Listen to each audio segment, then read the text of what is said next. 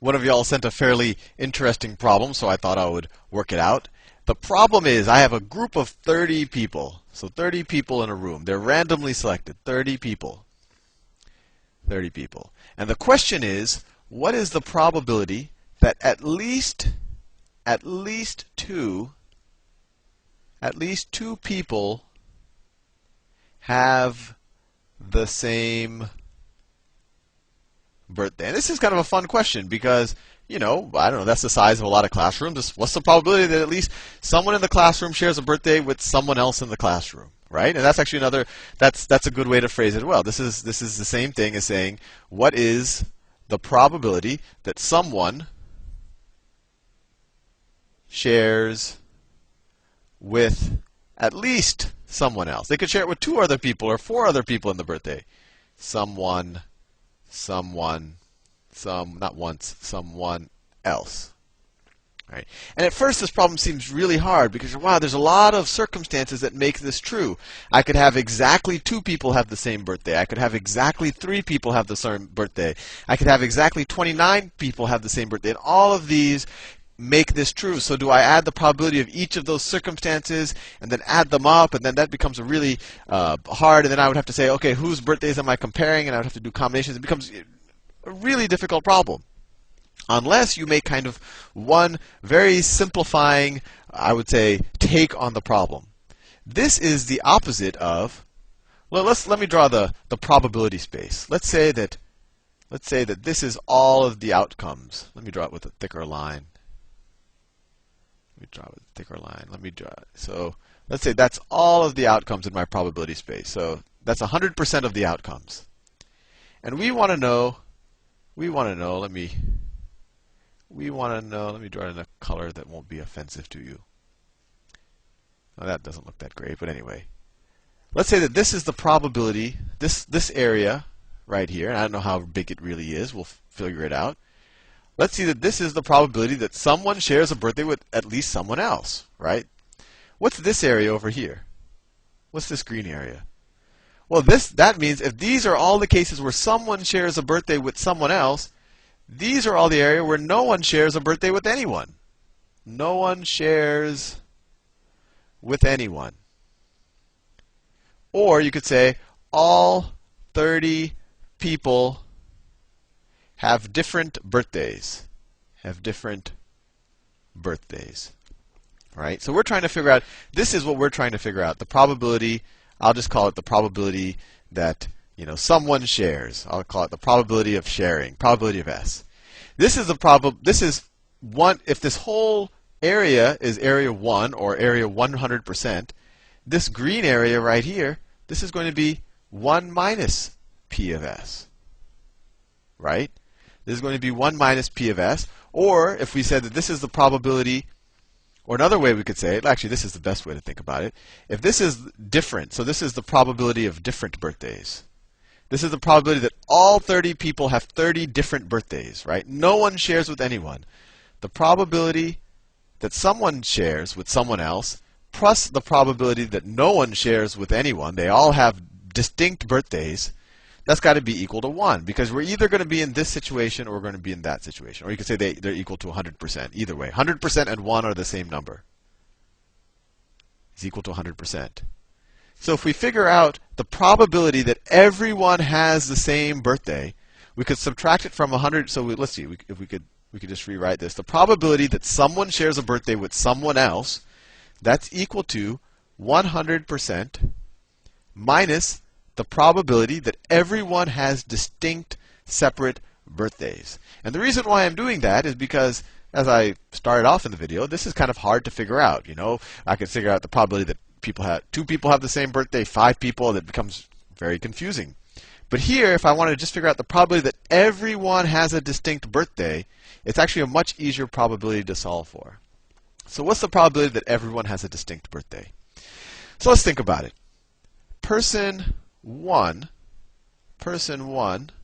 let's just for simplicity, let's imagine the case that we only have 2 people in the room.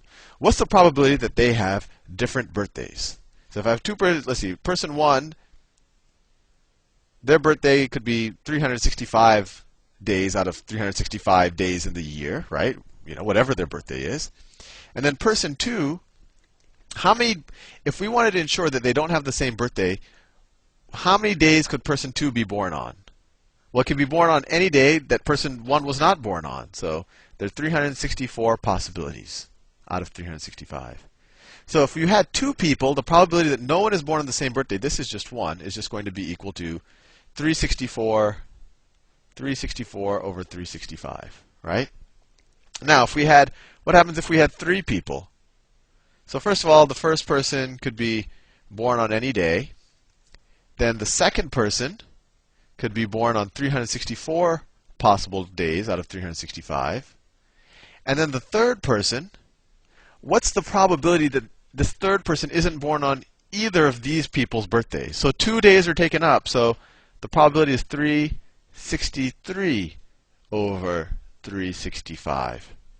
So this is equal to, you multiply them out, you get 365 times 360. Actually, I should rewrite this one. Instead of saying this is 1, let me write this as, the numerator is 365 times 364 over 365 squared. Because I want you to see the pattern, right?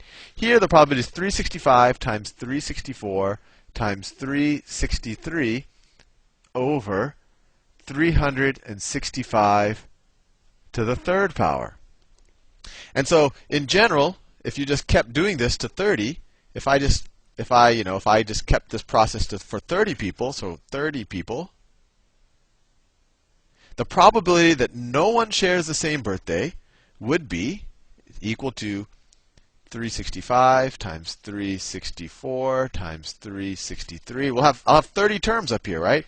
All the way down to what? 330, all the way down to 336, right? That'll actually be 30 terms divided by 365 to the 30th power.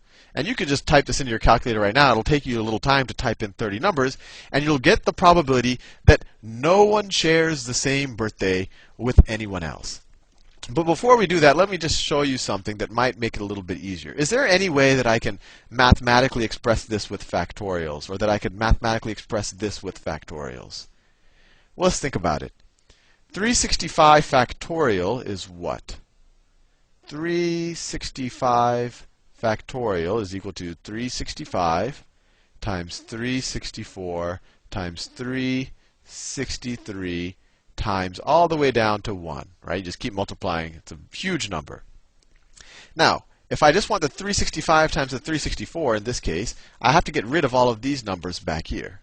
So one thing I could do is I could divide this thing by all of these numbers. So 363 times 362 all the way down to 1. So that's the same thing as dividing by 363 factorial, right? 365 factorial divided by 363 factorial is essentially this, because all of these terms cancel out, right? So this is equal to 365 factorial over 363 factorial over 365 squared. And of course, for this case, it's almost silly to worry about the factorials, but it becomes useful once we have something larger than 2 terms up here. So, by the same logic, this right here is going to be equal to 365 factorial over 362 factorial over 365 squared. And actually, just another interesting point. How did we get this 365? How did we get this 363 factorial? Well, 365 minus 2 is 363, right? And that makes sense because we only wanted 2 terms up here. We only wanted 2 terms right here. So we wanted to divide by a factorial that's 2 less, right? And so we'd only get the highest 2 terms left. So this is also equal to, you could write this as 365 factorial divided by 365 minus 2 factorial, right? 365 minus 2 is 363 factorial, and then you just end up with those 2 terms, and that's that there.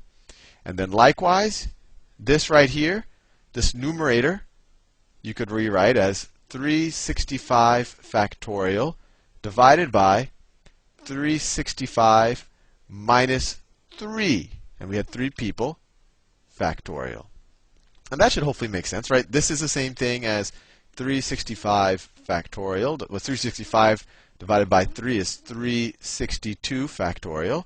And so that's equal to 365 times 364 times 363 all the way down, divided by 362 times all the way down. And that'll cancel out with everything else, and you'd be just left with that. And that's that right there. So by that same logic, this top part here can be written as 365 factorial over what? 365 minus 30 factorial. And I did all of that just so I could show you kind of the pattern, and because this is frankly easier to type into a calculator if you know where the factorial button is. So let's figure out what this entire probability is. So turning on the calculator, we want, so let's do the numerator, 365 factorial divided by, well, what's 365 minus 30? That's 335, right? Divided by 335 factorial. And that's that whole numerator. And now we want to divide the numerator divided by 365 to the 30th power. Let the calculator think. And we get 0.2936 equals 0.2936. It keeps actually 37 if you round it, which is equal to 29.37%. Now, just so you remember what we were doing all along, this was the probability that no one shares a birthday with anyone, right? This was the probability of everyone having distinct, different birthdays from everyone else. And we've said, well, the probability that someone shares a birthday with someone else, or maybe more than one person, is equal to all of the possibilities, kind of the 100%, the probability space, minus the probability that no one shares a birthday with anybody. So that's equal to 100% minus 29.37%. Or another way you could write it as that's 1 minus 0.2937, which is equal to, so if I want to subtract that from 1 minus, that just means the answer. That means 1 minus 0.29. You get 0.7063. So the probability that someone shares a birthday with someone else is 0.7063. It keeps going, which is approximately equal to 70.6%. Which is kind of a neat result, because if you have 30 people in a room, you might say, oh, wow, what are the odds that someone has the same birthday as someone else? It's actually pretty high. Most, 70% of the time, if you have a group of 30 people, at least one person shares a birthday with at least one other person in the room. So that's kind of a neat problem and kind of a neat result at the same time. Anyway, see you in the next video.